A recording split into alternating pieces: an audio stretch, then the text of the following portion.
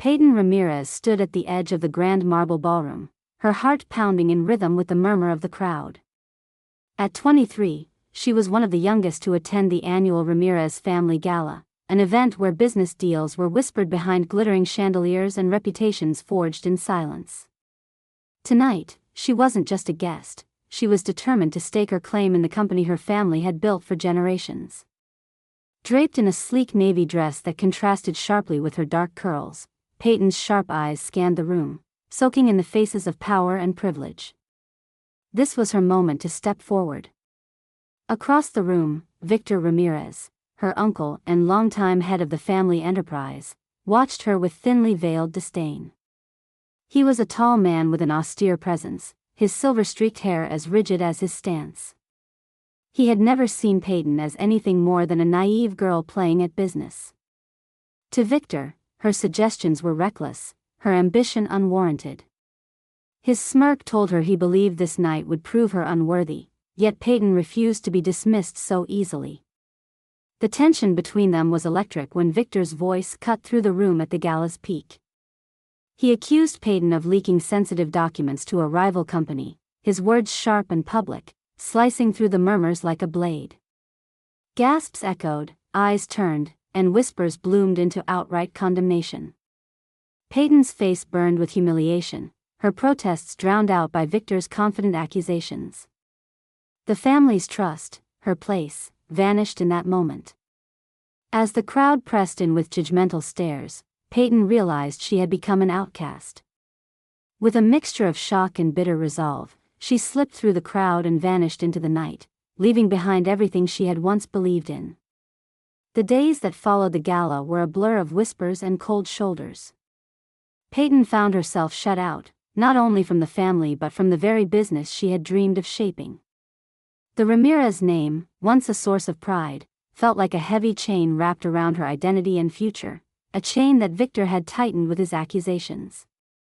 She was neither given a chance to defend herself nor to withstand the storm Victor had unleashed.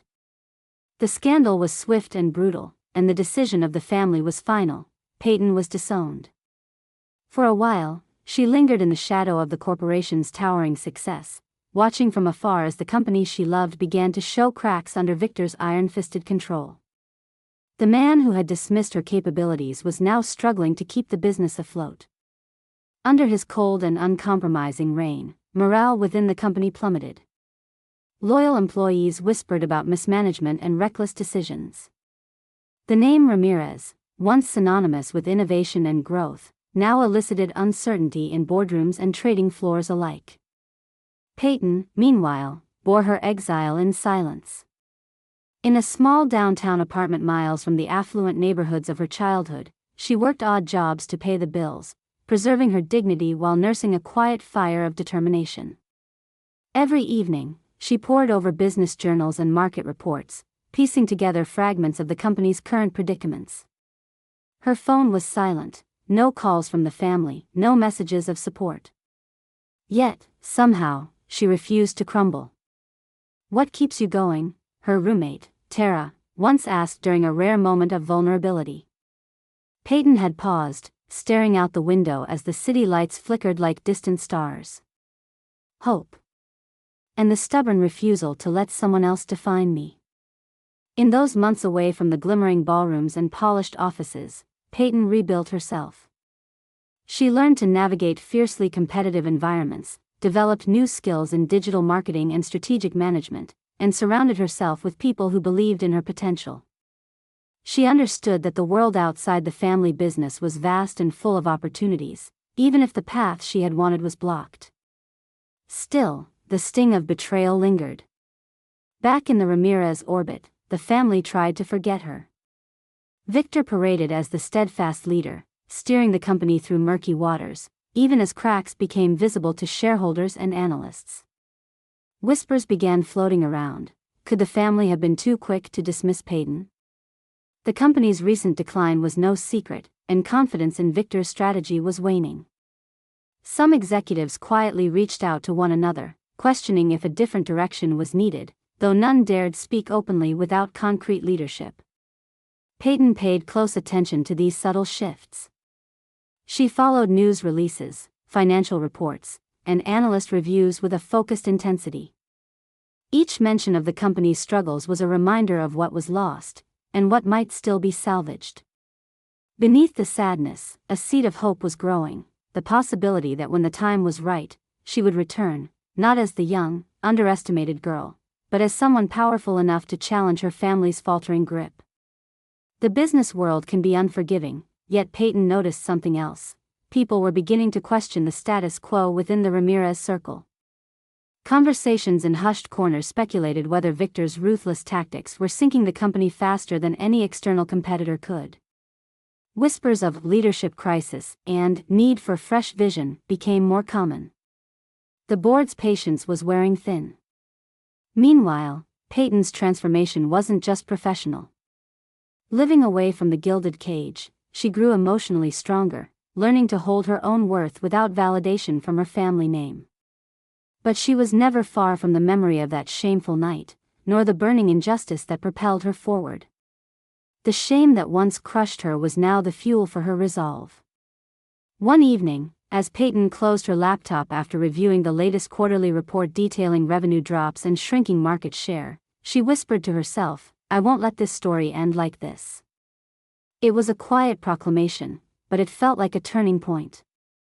She knew that the coming months would demand every ounce of strength and cunning she had cultivated, and she welcomed the challenge. There was one more thing fueling her will to fight back, a lingering question: why had Victor targeted her so fiercely? Beyond the public accusations, was there fear hidden behind his brutal words? Fear she might actually know the company's future better than he did? The answers were tangled in family intrigue, but Peyton chose to focus on what she could control, herself and the company's survival. Among the scattered fragments of corporate announcements, a bombshell hit the news. Ramirez Enterprises was on the verge of a financial scandal, the kind that could send stocks plummeting and investors deserting overnight. The revelation sparked panic across boardrooms and newsrooms, with analysts speculating about the company's leadership and future. No one publicly volunteered to discuss potential solutions. Until now, the rumor mill and empty promises from Victor dominated the narrative, but suppression of fresh ideas only intensified the crisis. Back in her modest apartment, Peyton breathed deeply as she scanned the headlines, each one confirming the creeping collapse of the empire she once loved. There was no doubt, the company needed a rescue, and as far as she could see, no one better equipped than her to lead the turnaround. Unable to resist the pull, Peyton began reaching out discreetly, contacting former colleagues she knew shared doubts about Victor's leadership. Protected by distance and time, and her new identity within the business community, they listened when she spoke not as the disgraced niece but as a knowledgeable strategist with fresh ideas and unrelenting passion. Change was possible, Peyton knew. But it would require turning the tide, not just for the company, but for her own redemption. The night deepened as she settled back into her chair, determination sharpening in her eyes. Her resolve was no longer about reclaiming a name, it was about proving that true strength comes from within, from resilience forged in fire and wounds healed by perseverance. That stormy night when she vanished seemed a lifetime ago. Now, the story was just beginning. Have you ever felt underestimated or cast aside when you knew your worth? How far would you go to prove yourself? Peyton's journey is unfolding. Stay with her as she prepares to face the shadows of her past and ignite a future no one expected. Years had passed since Peyton Ramirez vanished from the extravagant life she once knew, but the scars of that night, the public shaming, the betrayal, never quite faded. Now, walking through the bustling streets of downtown, Peyton was nearly unrecognizable. She had transformed herself meticulously, from the way she dressed to the confidence in her stride. Her hair was cut sharp and sleek, her business attire tailored and commanding. The girl who had been dismissed as naive was gone, replaced by a woman who had learned hard lessons and sharpened them into strength. Yet beneath the poised exterior, Peyton wrestled with a quiet self-doubt that lingered like a shadow. Could she truly confront the man who had dismantled her dreams? Could she navigate the treacherous waters of her family's empire, long controlled by her Uncle Victor's iron will? Part of her feared failure, but more than that, she feared the vulnerability of reopening old wounds. Victor remained entrenched in his role as company patriarch, emboldened by years of unchallenged dominance. His presence was as cold and commanding as ever, his silver hair and sharp suits an unyielding reminder of the power he wielded. To him, Peyton no longer existed, not in this world of corporate deals and board meetings where loyalty and control ruled supreme. But others within the company could not ignore the steady decline, the whispered concerns about Victor's leadership. Project after project faltered under his rigid, stubborn decisions. Departments once thriving under collaborative strategies now buckled under inflexible directives.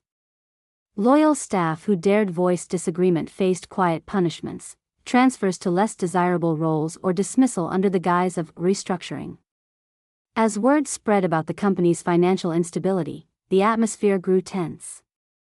A few executives discreetly discussed the possibility of new leadership, though none openly challenged Victor. The man who had cast Peyton out had the family's name and influence backing him still. Peyton observed all this from a distance, her new ventures allowing her a front-row seat to the unraveling. Through a network of discreet contacts, former colleagues, industry insiders, and a handful of allies she'd nurtured quietly, she pieced together the extent of the damage. She knew the company's survival depended on bold moves, innovative vision, and a willingness to adapt, qualities that Victor had long ignored. One afternoon, Peyton sat alone in her sleek home office, reviewing internal memos she'd obtained through trusted channels. The numbers were grim. Project deadlines missed. Budgets exceeded. Innovation stifled. The heart of Ramirez Enterprises was faltering. Yet despite this, no one dared openly oppose Victor. His legacy was deeply embedded in the company's culture, and fear of reprisal held many in check. The walls he had built around himself had grown into walls around the entire firm. A pang of frustration gripped Peyton. It was clear Victor's obstinance was pushing the company toward an inevitable collapse. But what if she could break through those walls? Her thoughts wandered to the moment she was accused, the scandal that had shattered her life. Victor had used it to tarnish her reputation and push her into exile. What he perhaps didn't anticipate was that she would return not just unbroken, but transformed. Peyton's mind traced the steps she had taken to build herself anew, a successful tech startup that had caught the attention of industry leaders. Her expertise in digital transformation was exactly what Ramirez Enterprises now desperately needed. Yet, despite her knowledge and experience, there was the undeniable hurdle: no one inside the company had seen her since that fateful night. Would they believe the woman she had become? Would Victor acknowledge her, or dismiss her once again? These questions coiled in her mind as an unexpected email arrived, a message from a former Ramirez Enterprises executive who had quietly urged change but was now marginalized. "I have information to share. We need to talk." Discreetly, it read. The prospect of an ally within the company stirred cautious hope inside Peyton. Perhaps, she thought, this was the opportunity to build the bridge she needed. In the days that followed, Peyton arranged secret meetings in coffee shops and unassuming office spaces, exchanging insights and strategies with her new contacts. She learned about the latest challenges: projects doomed by lack of vision, staff morale plummeting, mounting debts. Among those she met was Elena, a mid-level manager displaced after voicing concerns. Elena's eyes sparkled with a mix of fear and relief when Peyton revealed her identity. "We need your voice," Elena whispered, her voice trembling. "But Victor, he's ruthless. And the board is afraid." Peyton's stomach tightened. She was well aware of Victor's reputation for crushing dissent. Still, she felt a surge of determination. If the company was to be saved, it would require risking everything. Days bled into nights as Peyton worked, drafting strategic plans, refining presentations, tools for the fight ahead. Yet, beneath the hard work hinted the nagging question: did she have the strength to face her uncle, to challenge the man who had not only humiliated her but who still held the power to destroy her? That night, she looked into the small mirror above her desk, searching for the girl who had disappeared. The reflection staring back was poised, grown, and capable. But the doubts remained. Despite her fears, Peyton understood that the time for hiding was over. But just as hope began to build, complications arose. A rising star in the company, Ignacio, a confident, ambitious young executive known to be Victor's loyal protégé, had begun stepping into the spotlight. His aggressive strategies and allegiance to Victor ensured that any movement against the status quo would be met with fierce resistance. Ignacio's rise meant Peyton's path was even more treacherous. He was quick to deflect criticism and eager to quash any rumors of dissent. His charm masked a ruthless streak, and his devotion to Victor was unquestionable. Peyton had to think carefully, for every move was under scrutiny.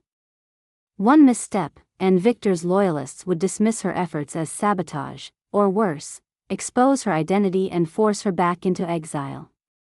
In a quiet moment of reflection, Peyton penned a message to Elena: "This isn't just about saving the company anymore. It's about reclaiming who I am. I won't let fear chain me down." Elena's reply was swift: "We believe in you. We'll stand with you. But be careful. The boardroom is a minefield." Days turned into weeks. Peyton's presence was felt in whispers, rumors of a mysterious advisor with insight and vision. Slowly, the seeds of change began to take hold. Small groups of executives aligned with her vision, sharing quiet hopes as they observed Victor's faltering grip. Yet the company's crisis deepened. Investors lost patience. Share prices dropped. The press began speculating openly about the family feud tearing apart the empire. Victor's arrogance transformed into desperation. His dismissiveness toward dissent became sharper, his public appearances less reassuring. The man who once scorned Peyton's ideas was now drowning in the consequences of his own rigidity. One evening, Peyton received word that Victor intended to announce another round of drastic cuts, a move designed to consolidate power but likely to cripple innovation further. It was a critical moment. The company's future hung in the balance. Peyton's heartbeat quickened as she reviewed her options. She could stay in the shadows longer, building strength. Or she could make her move. Her mind raced as she stood by her window, watching the city's lights twinkle below, each a possibility waiting to be seized. The choice was clear. No longer would she allow herself to be invisible. This was her moment to step into the arena, not as the girl she'd been, but as the woman she'd become. The months ahead would test everything she had worked for.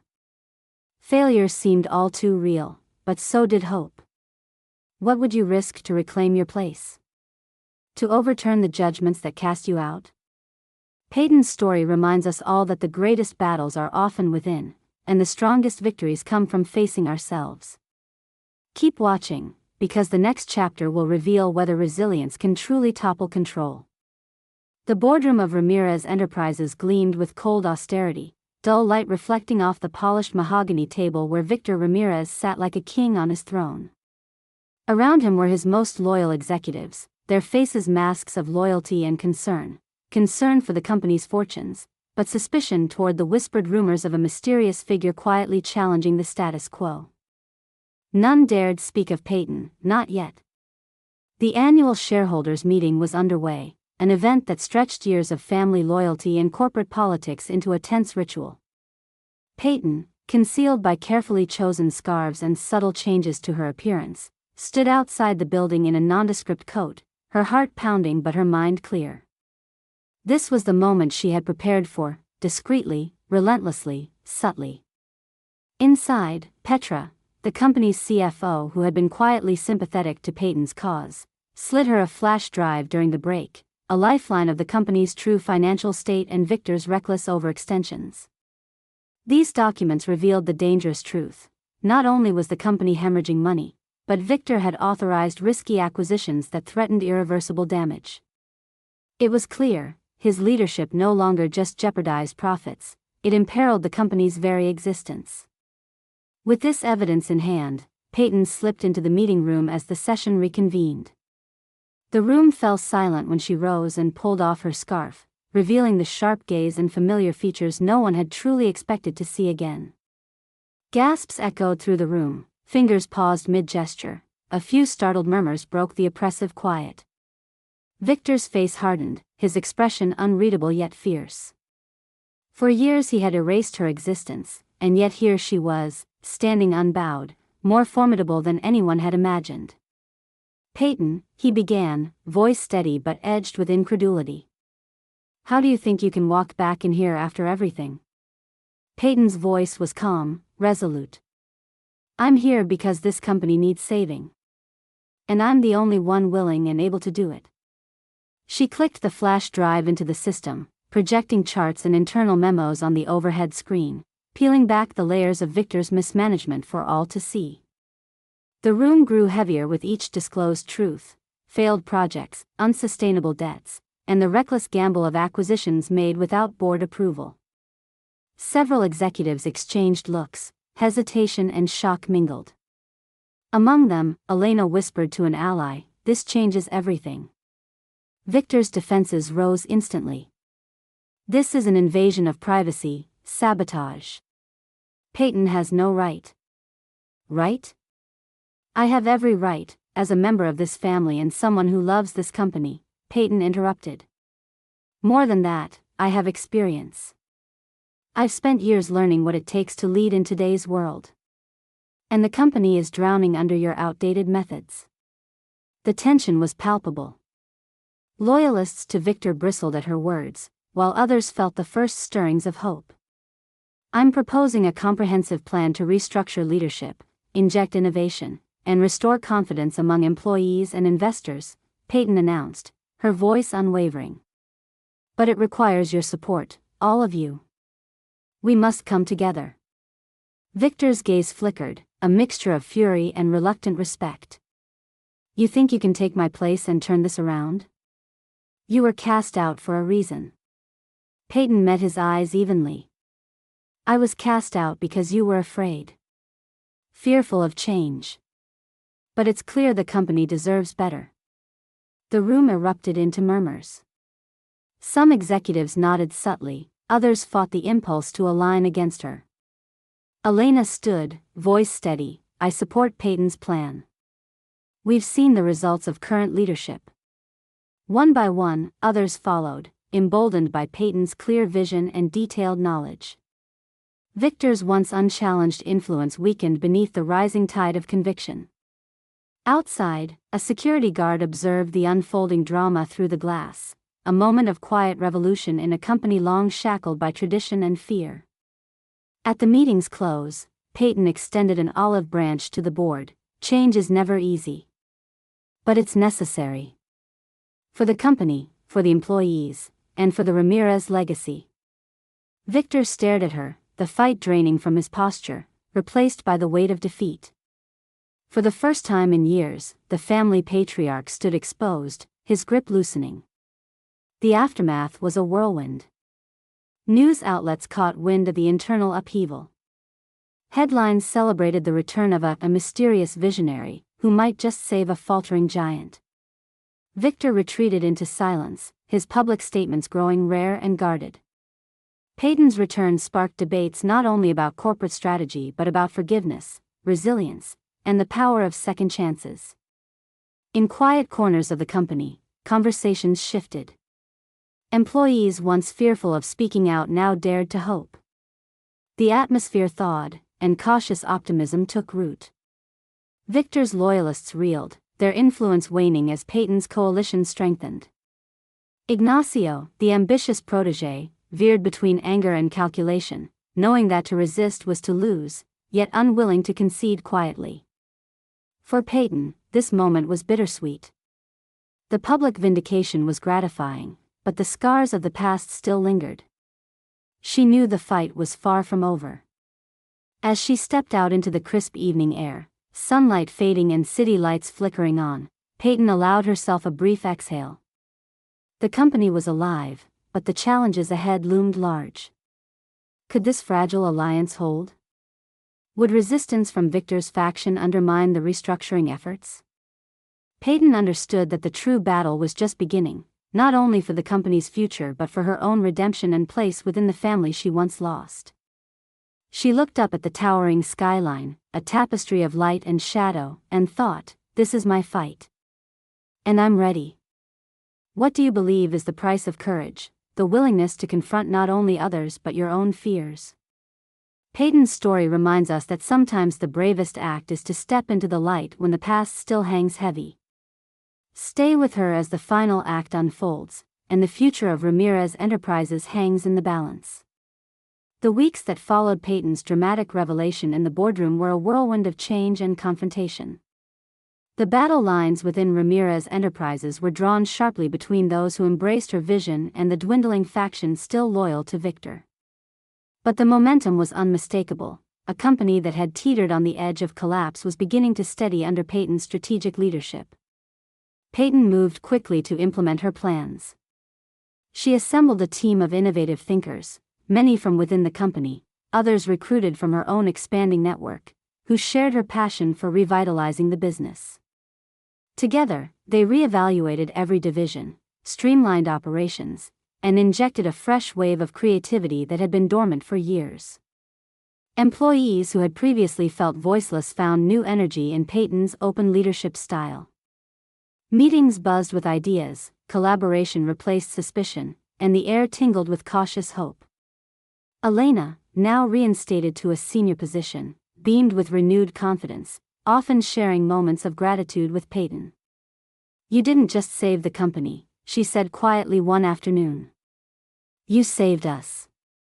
Victor, forced out of the limelight, retreated into the shadows but not without a final act of defiance. In an attempt to undermine Peyton's authority, he leaked misleading data to certain investors in a desperate bid to destabilize the restructuring efforts.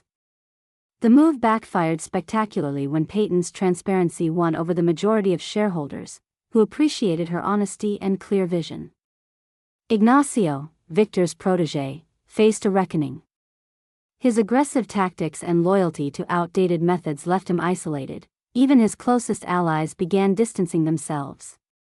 One evening, in a boardroom tense with unspoken accusations, Ignacio resigned, a bitter acknowledgement that the company's future belonged to new leadership. The shift in power wasn't just professional, it was deeply personal. For Peyton, this journey was about more than turning a company around.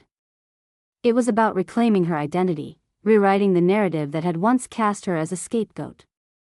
Slowly but surely, the Ramirez family and those within the company began to recognize her for the strength and vision she brought to the table. The climax came during an extraordinary shareholders' meeting called to approve the final phases of Peyton's restructuring plan. The room was packed, the atmosphere electric with anticipation. Victor sat quietly, his presence diminished but still palpable as a reminder of the past. Peyton stepped forward and addressed the assembly with the poise and clarity that had become her hallmark. "Ramirez Enterprises has faced significant challenges in recent years," she began. "But today, I'm proud to present a future that builds on the legacy of innovation and resilience that this company was founded on. This future is inclusive, dynamic, and built on transparency."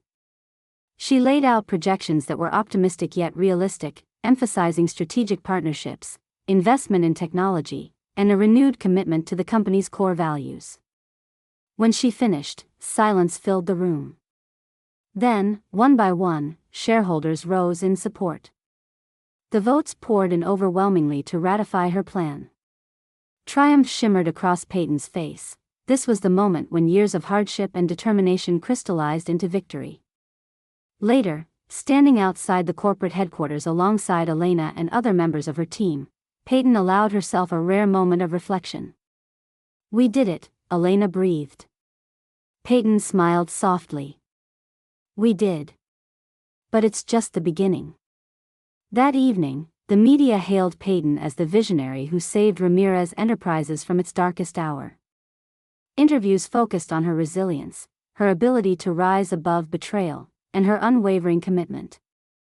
Yet for Peyton, the deepest satisfaction came not from the headlines but from the personal reconciliation she was slowly forging with the members of her family.